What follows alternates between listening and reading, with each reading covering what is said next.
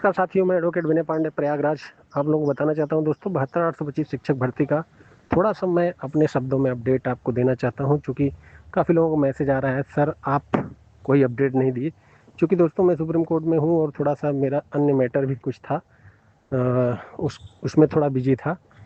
तो दोस्तों मैं आपको बताना चाहता हूँ 72,825 शिक्षक भर्ती में सर्वप्रथम जो है निखिल रोहतगी की तरफ से वही सारी कैटेगरी के बारे में जिक्र किया गया जस्टिस के सामने। तो जस्टिस समझ रहे थे कौन कौन सी कैटेगरी है, सब कुछ ठीक ठाक चल रहा था और जस्टिस फेवर में दिख रहे थे। लेकिन तब तक जो है ऐश्वर्या भाटी मैम जो है, जो एएसजी हैं, सॉलिसिटर मतलब एडिशनल सॉलिसिटर जनरल मैम जो है ऐश्वर्या भाटी जी, उन्होंने फाइनल जजमेंट का वो 17, 18, 19 पैराग्राफ जो है उसको उन्होंने पढ़ना शुरू किया और उन्होंने कहा कि जो है 66,655 भर्ती हो चुकी है और सुप्रीम कोर्ट ने उसको कह दिया है कि ये भर्ती जो है इतने जो हो गई है उसको प्रोटेक्ट करते हैं और 6,170 को जो है हम सरकार को लिबर्टी देते हैं कि वो नए विज्ञापन को निकाल कर जो है भर्ती करें।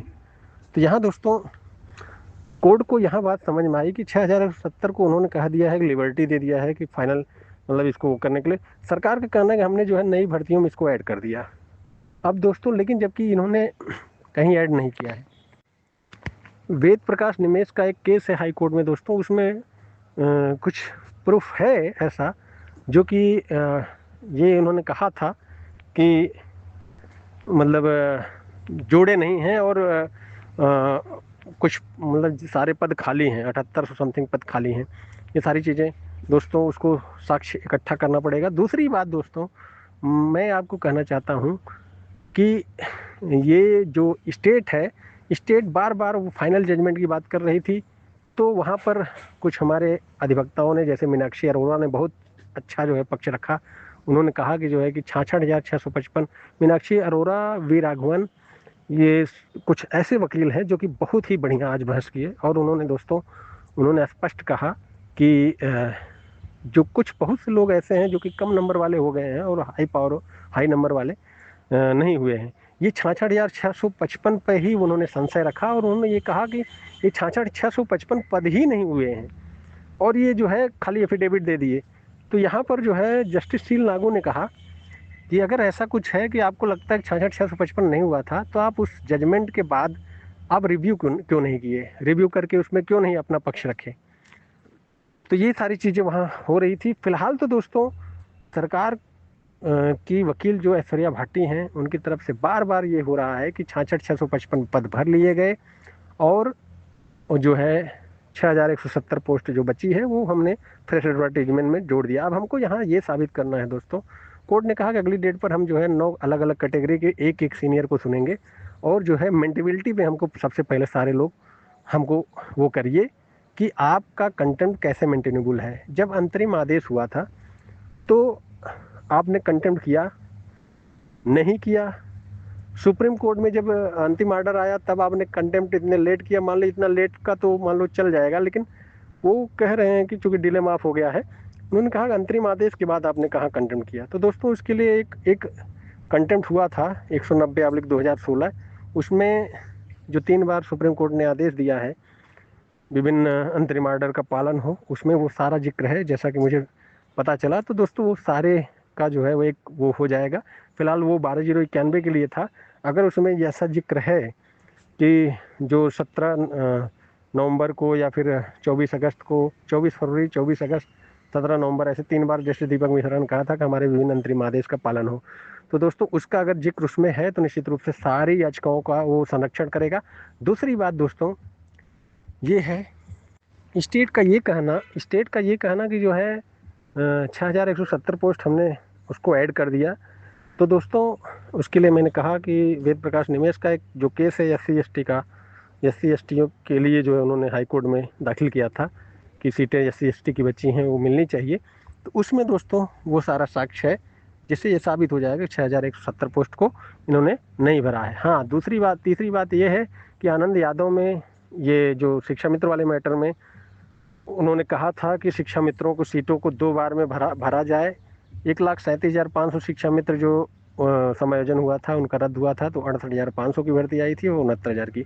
आखिर इसके बाद कौन सी सरकार ने भर्ती निकाल दी जिसमें 6,170 पोस्ट उन्होंने जोड़ दिया? तो ये सारी चीज़ें वहाँ रखने लायक हैं। और दोस्तों अगली डेट पर बहुत कुछ निर्धारण होने वाला है।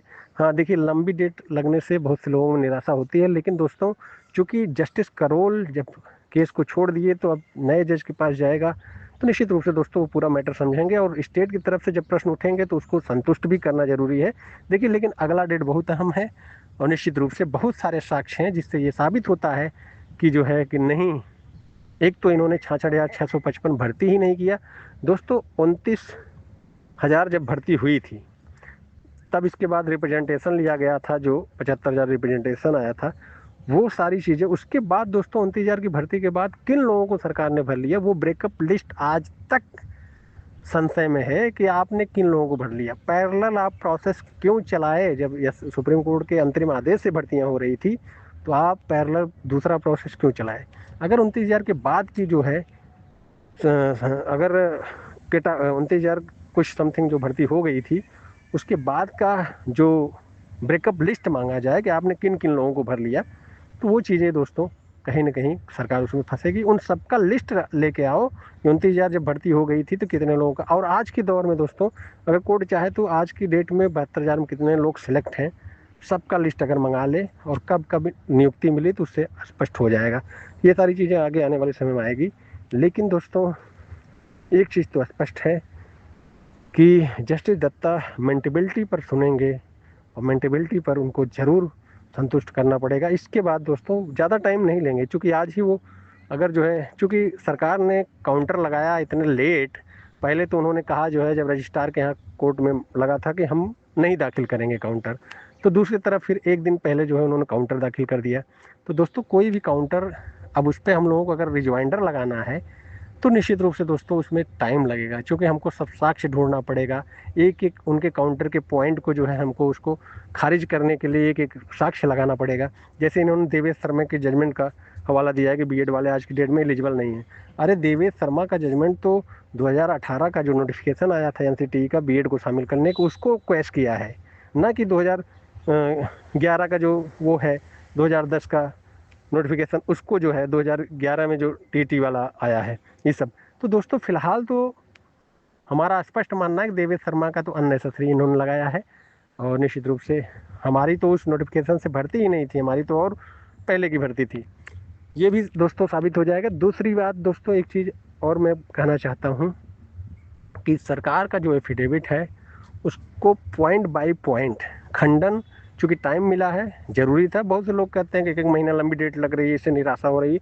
दोस्तों एक महीना लंबी डेट लगना ज़रूरी था, क्योंकि हम लोगों को सब कुछ जो है इकट्ठा करना पड़ेगा, एक एक पॉइंट, तब जाके जो है दोस्तों। और देखिए जस्टिस दीपांकर दत्ता ऐसे जज हैं जो कि 2-3 घंटा मैटर को सुन के डिसाइड कर देंगे।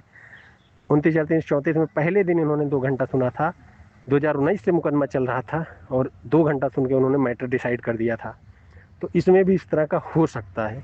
तो पहले तो सरकार की तरफ से मेंटेबिलिटी पे प्रश्न आ रहा है, प्लस जो है इस पे आ रहा है, उस पर उनको अगली डेट पे संतुष्ट किया जाएगा। बहुत कुछ है अभी इसमें, ऐसा नहीं है कि नहीं है। मीनाक्षी अरोड़ा और वी राघवन और बहुत अच्छा बहस किया आज दोस्तों। देखिए जो चीज़ें हैं एक्सेप्ट करना चाहिए, क्योंकि अच्छे लोग चाहे किसी मतलब वो हो, लेकिन जो बहस हुई अच्छी हुई। फिलहाल तो दोस्तों आगे जैसी सूचना रहेगी मैं आपको देता रहूँगा। 23 सितंबर की डेट लग गई है अगली, और इन 4 हफ्ते में निश्चित रूप से बहुत कुछ वर्क करना पड़ेगा सबको, सारा साक्ष्य ढूंढना पड़ेगा। सबसे पहले तो इनको ये वो हो कि 66,000, ये जो कह दिए कि 66,000 लोग हो गए, इन 66,000 कौन कौन लोग हैं, ब्रेकअप लिस्ट तो मिलनी चाहिए कि इस संशय के घेरे में वो भी है।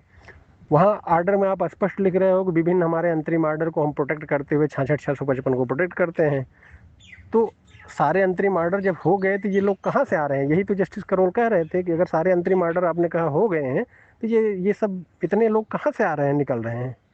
तो ये सारी चीज़ें दोस्तों निश्चित रूप से आगे चलकर कहीं ना कहीं सरकार पर प्रश्न खड़ा करेगी। और निश्चित रूप से दोस्तों अभी निराश होने की ज़रूरत नहीं है। जैसे दीपांकर दत्ता तो ऐसे हैं कि मुझे लगता है 2-3 डेट मैक्सिमम में ये मैटर को डिसाइड कर देंगे, और उसी दिशा में चल रहा है। आज काफ़ी देर सुनवाई हुई है दोस्तों, और निश्चित रूप से वो सुनेंगे और अच्छे से सुनेंगे और जो भी निर्णय होगा देंगे। और इस देखिए चैप्टर का अंत बहुत जल्दी है। थोड़ा सा मतलब यूनिटी वो करके करना है, किसी को किसी का विरोध नहीं करना है, अन्यथा एक दूसरे का विरोध करने में दोस्तों किसी को कुछ नहीं मिलेगा। एक चीज़ और है कि 66,655 इन्होंने कहा प्रोटेक्ट कर दिए, इसके बाद जो है 6,170 को कहा है कि फ्रेश एडवर्टाइजमेंट के जरिए भरिए, किसी को मत दीजिए। नवीन श्रीवास्तव का केस था दोस्तों पीजी बेस पर, 66,655 के बाद 23 लोगों को नियुक्ति मिली है। तो जब आपका 66,655 का दीवार टूट गया, 55 की जगह 56, 57, 58 हो गया, तो आखिर 66,655 की ये बाउंड्री क्यों? जब उसके बाद वालों को मिल गया सुप्रीम कोर्ट से 23 लोगों को, वो जो है 66,655 के बाद हैं। तो ऐसे तमाम ऑर्डर हैं जो सुप्रीम कोर्ट को दिखाया जा सकता है कि देखिए 66,655 की बात मत करिए, आपने ही इसका जो है दायरा बढ़ा दिया है। 23 लोगों को आपने दिया है याचिला, नवीन श्रीवास्तव वाले मैटर में, पीजी बेस वाले में, जो लोग उसमें ग्रेजुएशन में 50% से कम थे, पीजी के बेस पर बीएड किए थे, उनके वाले मैटर में, और वो बाद में की उनको नियुक्ति मिली है।